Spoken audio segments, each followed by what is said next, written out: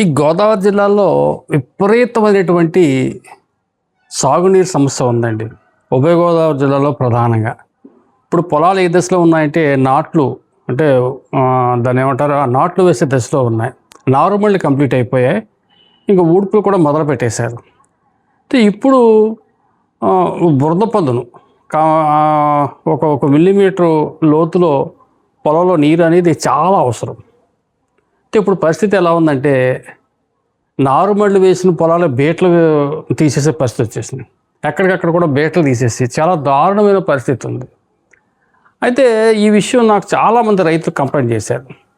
రెహమాన్ గారు ఇలా ఉన్నాయి, పొలాలు ఎండిపోతున్నాయి, ఒకసారి మీరు చూడండి. అంటే నేను కొంత గోదావరి జిల్లాలోని కొన్ని ప్రాంతాలు తిరిగి నేను ఫొటోస్ అయ్యి వీడియోస్ సేకరిస్తే పరిస్థితి చాలా దారుణంగా ఉంది.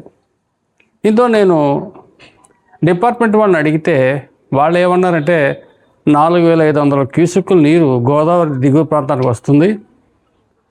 మీది ఈస్ట్ గోదావరి సెంట్రల్ డెల్టా కాబట్టి 4500 క్యూసెక్ నీరు సరిపోవట్లేదు, చాలా టైట్ పొజిషన్లో ఉన్నాం, చాలా టైట్గా మేము ఇస్తున్నాం అని చెప్పేసి రామకృష్ణ గారు అని చెప్పేసి ఆలమూరి అతను చెప్పుకొచ్చాడు. సరే నిజమేనేమో అనుకున్నాం. అరే ఎందుకన్నా మంచిదని చెప్పేసి నేనేం చేశానంటే ఈరోజు ఉదయం జలవనరుల శాఖ మంత్రులు నిమ్మల రామానాయుడు గారికి కాల్ చేశాను. చేసి సార్ ఇలాగ వాటర్ డిఫరెన్స్ చాలా ఎక్కువగా ఉంది, రైతు చాలా ఇబ్బంది పడిపోతున్నాడు, బొత్తిగా 4500 క్యూసెక్కుల నీరు అయితే ఏమాత్రం సరిపోద్ది అని చెప్పేసి నేను తీసిన ఫొటోస్ అతనికి షేర్ చేశాను.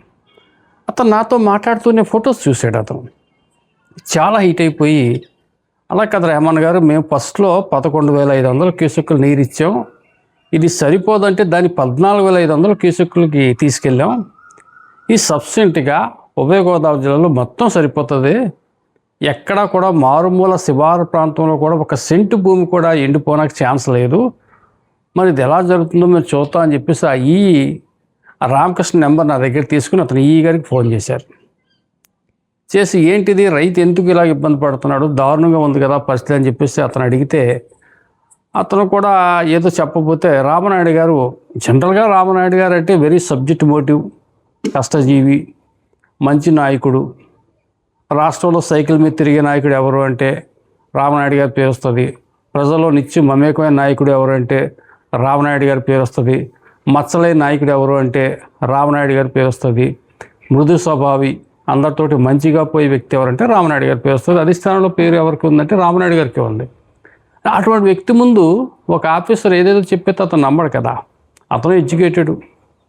ఈ 4500 అందరికి అతను ఏంటంటే ఇలా చెప్తా 14500 నీరు ఇస్తే ఆ రామచంద్రపురం కాన్స్టిట్యూన్సీ శివారు ప్రాంతంలో కూడా నీరు వెళ్ళాల్సిన అవసరం ఉన్నప్పుడు మీరు ఎందుకు నెగ్లెక్ట్ చేస్తున్నారు, నా దాకా కంప్లైంట్ రైతులు ఎందుకు తీసుకొచ్చారు. ఒక జర్నలిస్ట్, ఒక రెహమాన్ అనే వ్యక్తి, ఒక జర్నలిస్ట్ నాకు కంప్లైంట్ చేశాడు, దీన్ని రెక్టిఫై చేయడం అని చెప్తే అప్పుడు వెంటనే ఈ రంగంలో దిగి ఈ రోజు నుంచి మధ్యాహ్నం కల్లా మేము రెడీ చేస్తాం సార్ నీరు అని చెప్పి చెప్పడం జరిగింది. ఇక్కడ నేను మీకు చెప్పేది ఏంటంటే సమస్య ఒకటి, సమస్య మీద స్పందించే తీరు. ఇక్కడ మంత్రి గారి దగ్గర ఆ లక్షణం ఉంది కాబట్టి, సమస్య వచ్చిన వెంటనే స్పందించే గుణం ఆయన దగ్గర ఉంది కాబట్టి సరిపోయింది.